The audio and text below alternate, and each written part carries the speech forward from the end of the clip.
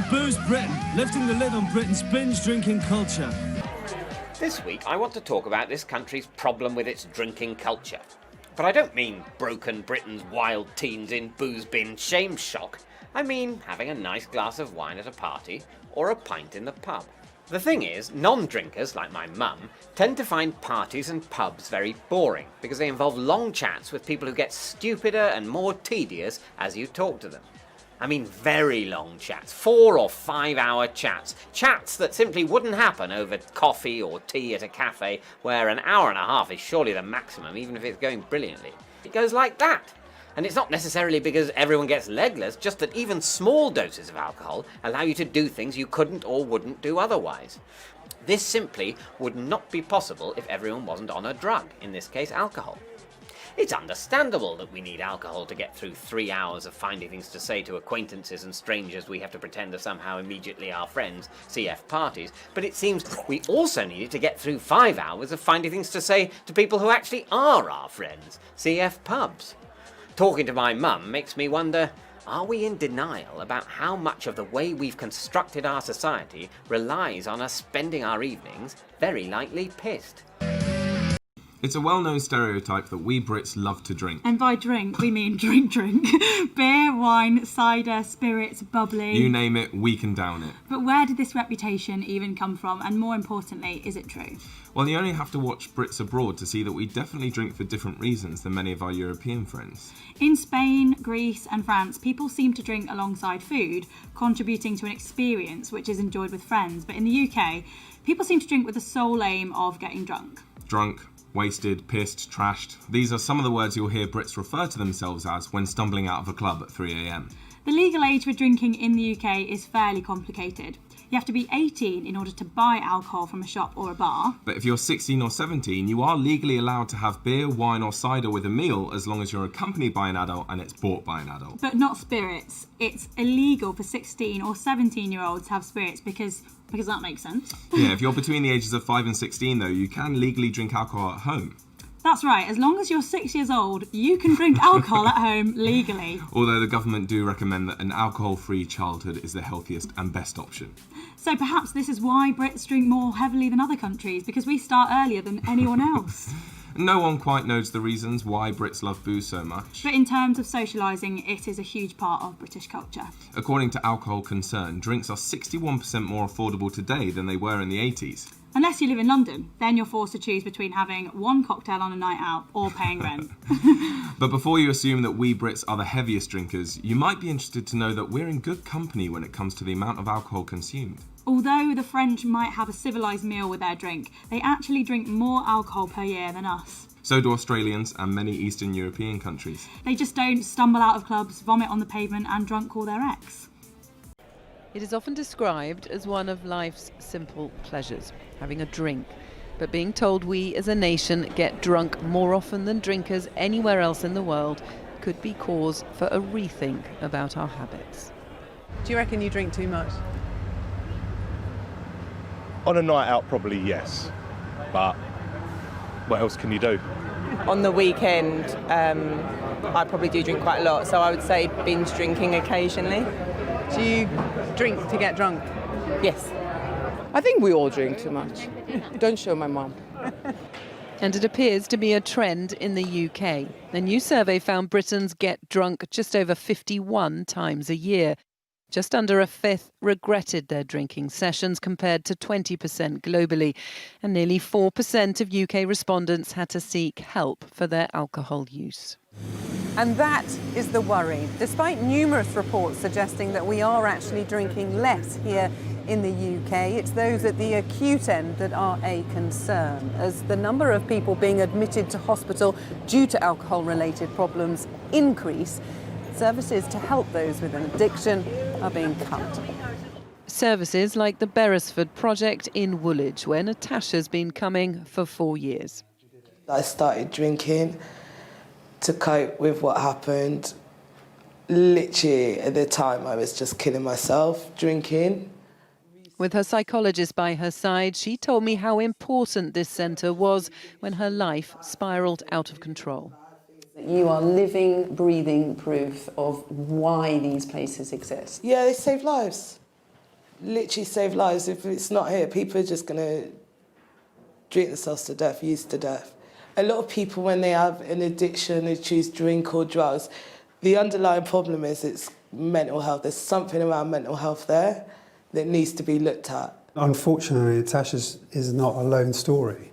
There are many, many people out there who unfortunately have untreated mental health illness, who don't have access to services, don't know where they are.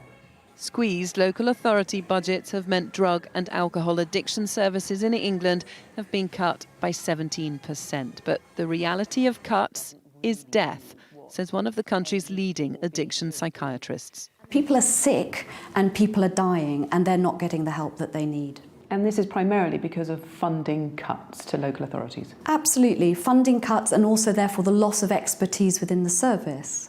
So, if this was another health condition, it would be seen as a national scandal. Whether it's the casual drinking habits of the nation or the more serious problems caused by addiction, it's clear tonight Britain has a drinking problem that needs to be addressed. Emily Morgan, News at 10. I would wake up in the morning, swig some vodka just to get myself up, go downstairs, make breakfast and just let me have another sip. God, having a bit of a stressful day, just pick up some drink on the way home. Getting ready to go out the house, definitely need more. I would sit there and I would be clock watching. Is anyone going to notice that I'm missing from my desk again? It would just get louder and louder and louder and louder, and the only thing that could shut this voice up was to just drink. A functioning alcoholic, that's what I was. When people say the word alcoholic, they instantly have a vision of an old man sitting over a park with a paper bag with a can in it. I don't think of a top PA working for a CEO in the city. A young teenage girl with her whole life ahead of her. A mum with two amazing children who they wasn't enough for me to be able to stop.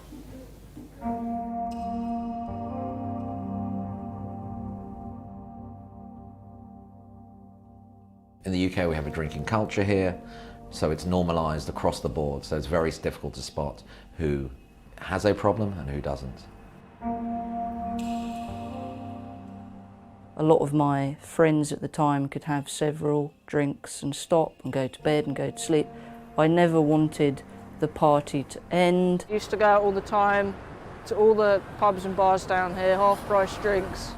I felt so good when I drank, and I'd have this intense craving for more, the next one, the next one. And when I was coming to the point where I would be running out, I would start to panic and think, right, where am I going to get more?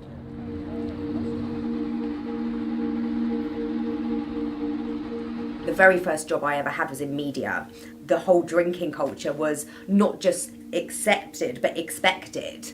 I always managed to get very, very good jobs. Sometimes part of being an alcoholic is most alcoholics are actually naturally very charming people. To start off, I see this party girl that had lots of friends and was very sociable and seemed to be making it in the world.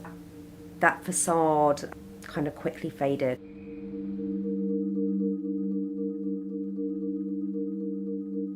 I did drink socially a lot because I have a lot of friends that drink. It would take all my anxiety away. I'd be able to talk to people more. When everybody had gone home and was suffering with a hangover, I was going back to the shop and buying 2 bottles of wine and sitting indoors on my own. I would get into work and I knew that at 10 o'clock there was a shop around the corner that opened that sold alcohol. So quite often I would put a meeting in my diary. That would give me a reason to be out of the office for half an hour. I would come back and there was a disabled toilet and I kind of had my supply kit. There was like a little hiding place and I would go and put my bottle of vodka in there. There was a toothbrush and toothpaste and mouthwash and perfume. I would have chosen alcohol over someone I loved. Alcohol and drugs were more important to me than my marriage. I used to look at both my kids and think, you've got to do it for them now. I just couldn't control it. Sorry, get upset. Alcoholism destroys families and relationships. It's the process of having to hide your problem away from your loved ones, from your families, where that is such a painful place to be, that essentially you feel that you can't go on living. By that point, I had pretty much lost everything. I had to move out of a beautiful flat that I was living in. I'd lost my job. An extremely low point was one New Year's. I was away with some friends and I didn't have a good time. I was walking along the cliff tops and I just genuinely did not want to be alive anymore.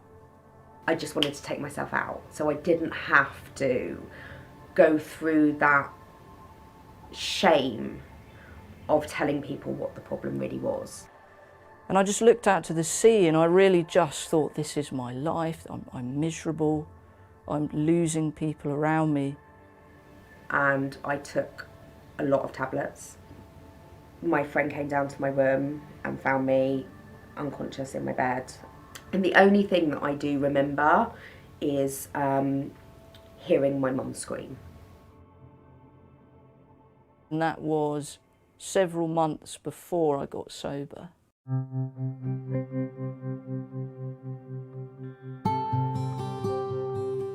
I had no idea that this year that I thought was the worst year was going to be the best year.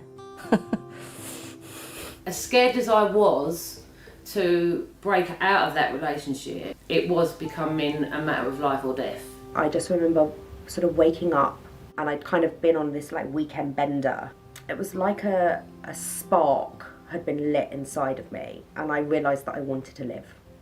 I wanted to live a life free of these chains that I'd been shackled in.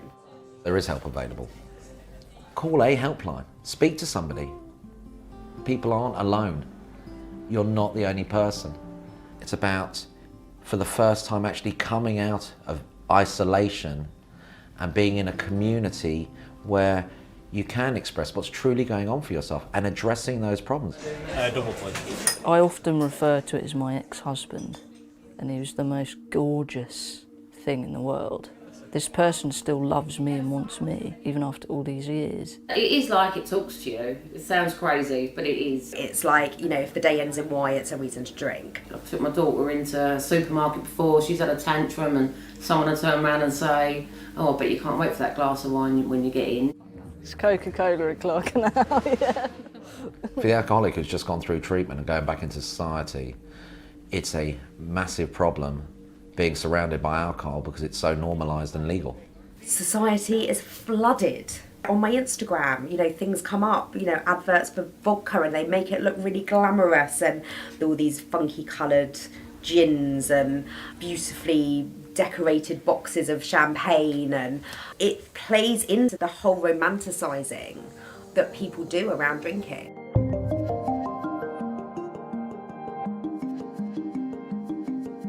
Women especially find it very difficult to admit that they've got a problem with alcohol. Mums even more so, because no mum wants to say, I have a problem with alcohol, and some people do, and it's okay. There's a cow. Each day now I can get up in the morning and I can concentrate on my family, my children. I live for them.